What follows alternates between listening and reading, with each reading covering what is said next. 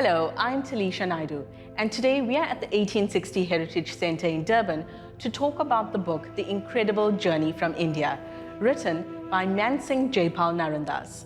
Joining me today is historian and curator at the 1860 Heritage Centre, Selvan Naidoo. Selvan, thank you for joining us today. So Selvan, tell us, why is this story about the Narrandes family an important one to tell?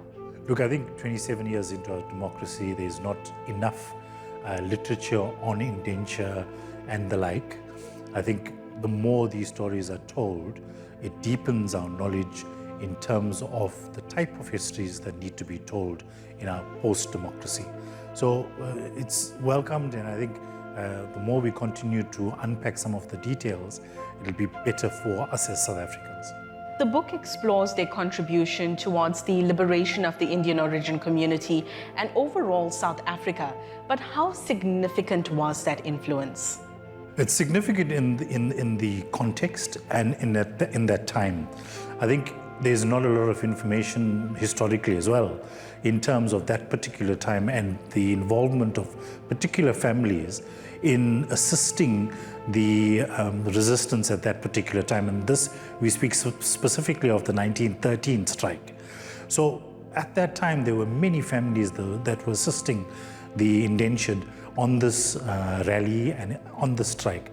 So I think it's important that we unpack the role of those families, and one of those families is the Narrandes family that have played in aiding those people that went on strike in the 1913. You're speaking of their contribution, but can you give us some examples of what this family had done to contribute to the struggle? At that time, they were marching through different towns. And because they didn't carry with them many of their possessions, they needed to be fed.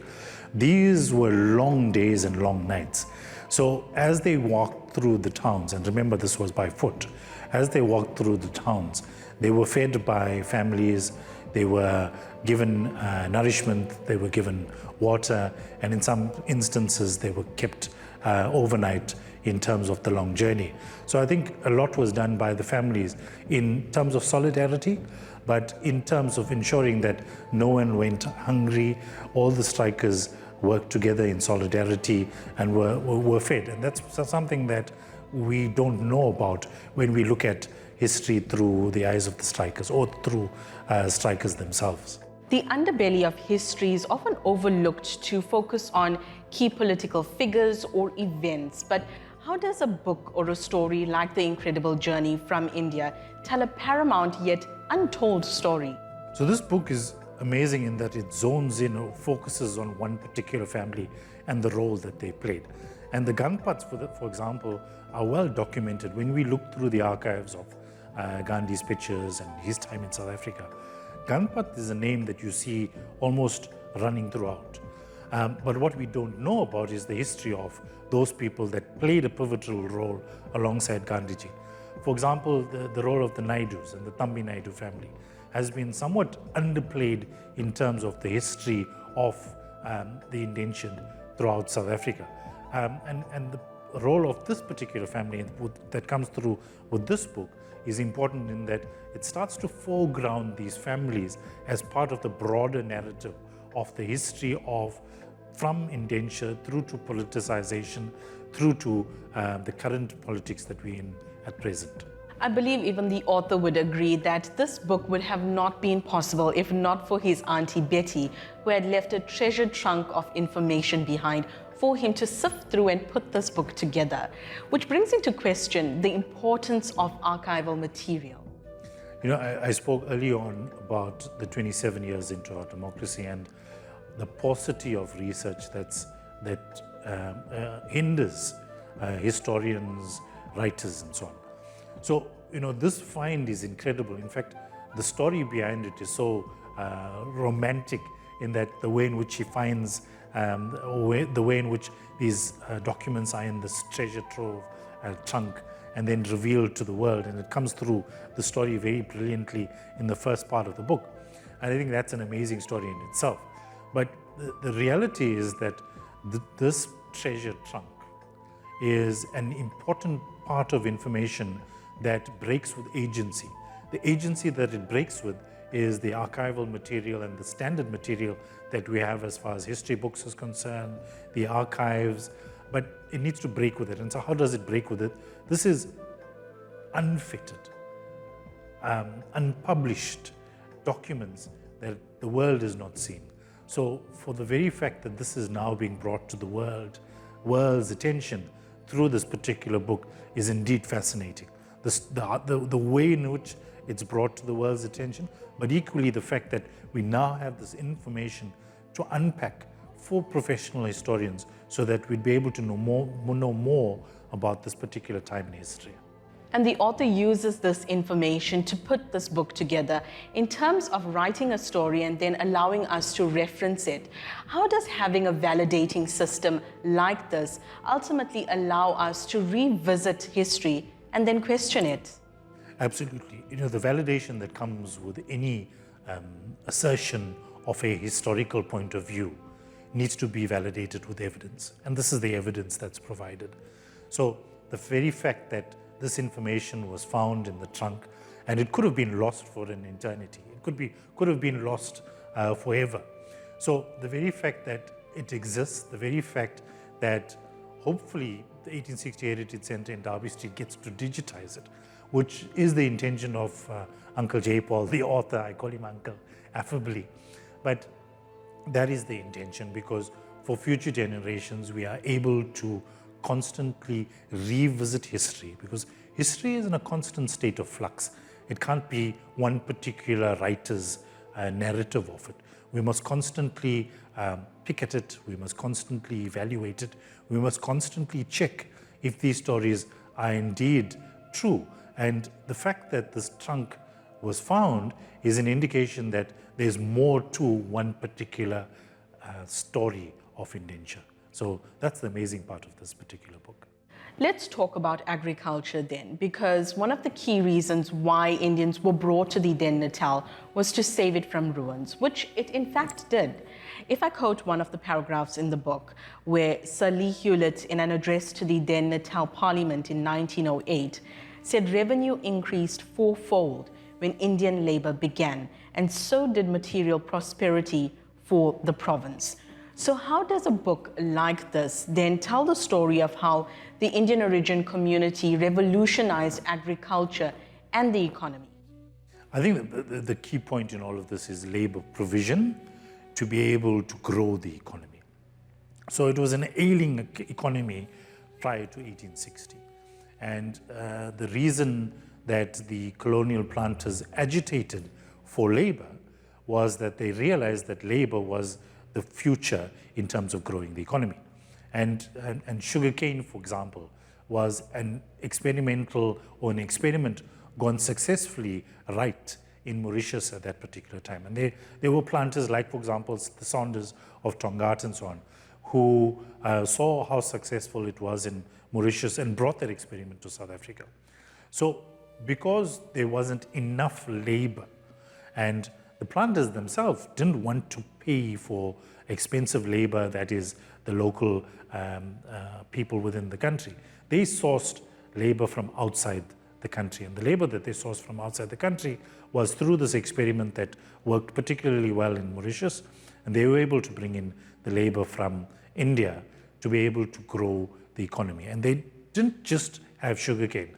Other crops were grown. For example, arrowroot, coffee, tea, a whole host of, and banana plantations and so on, were all part of this agricultural growth in terms of developing the economy.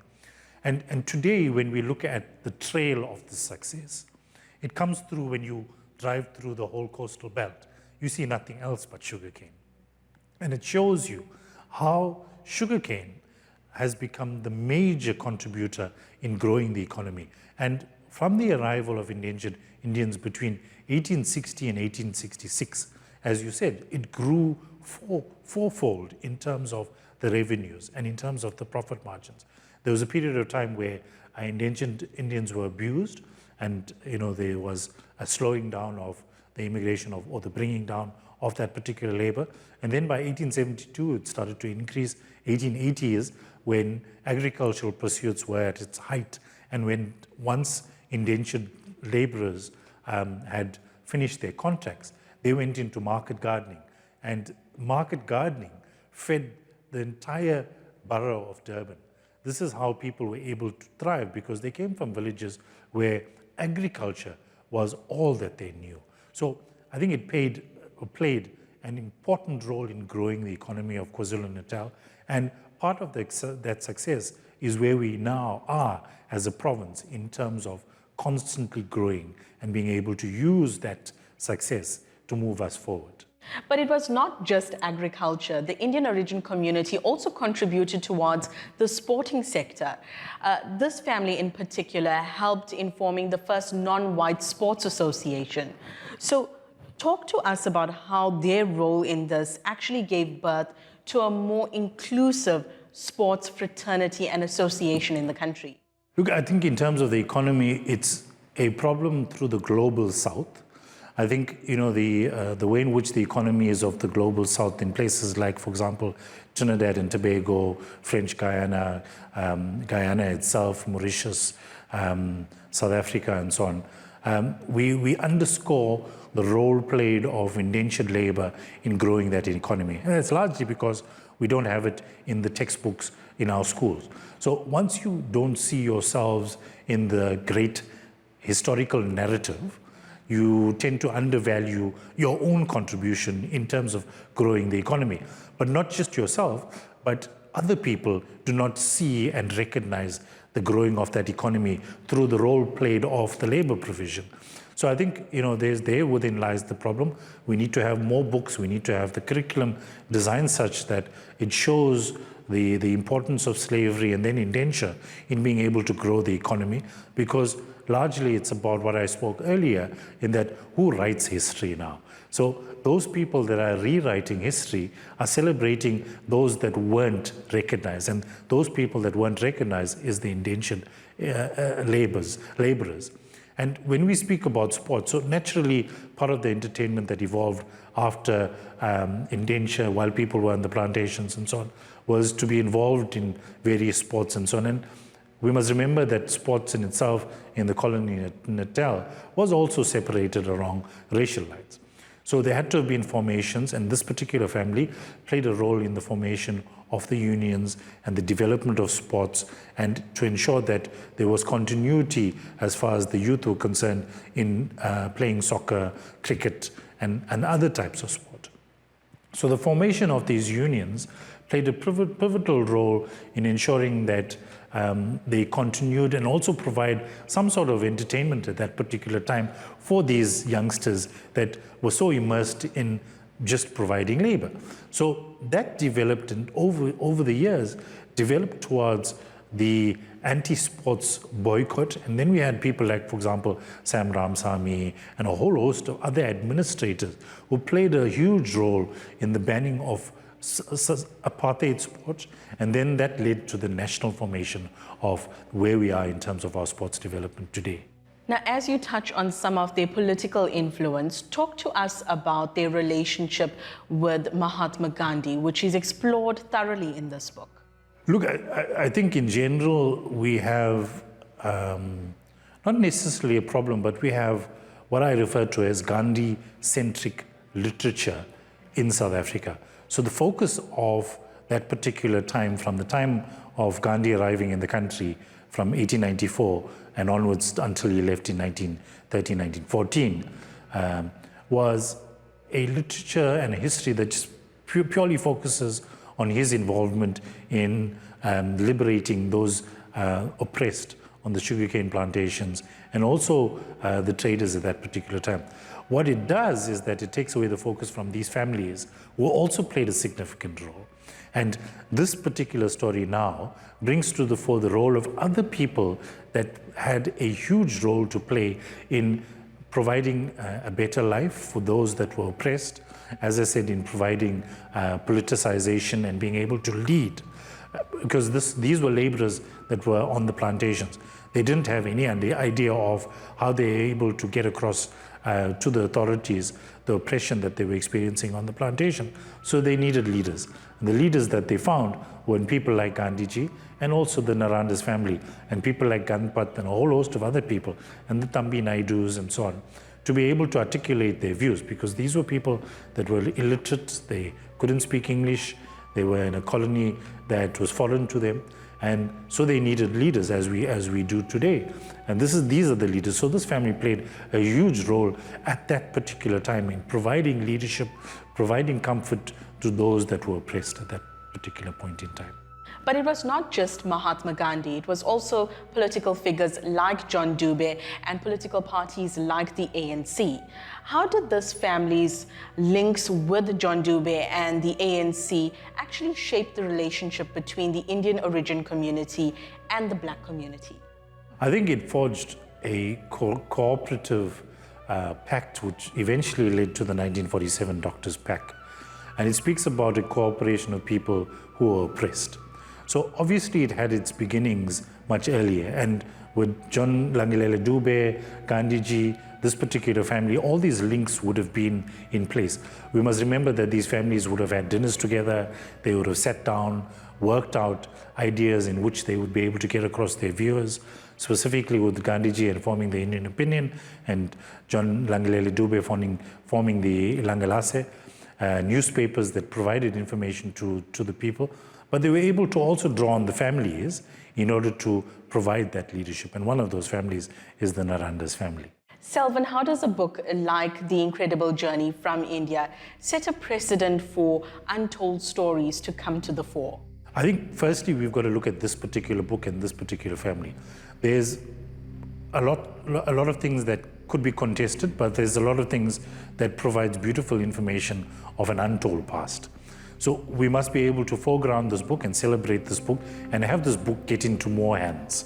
And the more hands it gets into, the more readers will be able to question the roles of certain individuals at that particular time in history. But it also provides inspiration to other families who may not have been documented, who also played key roles in providing leadership, in providing comfort, in being able to be a voice for those voiceless, oppressed, indentured laborers and so on. So I think as we look at this book as inspiration, it would provide that inspiration for more families to come out, and who knows how many treasure chests or troves, chunks they exist out in the world today.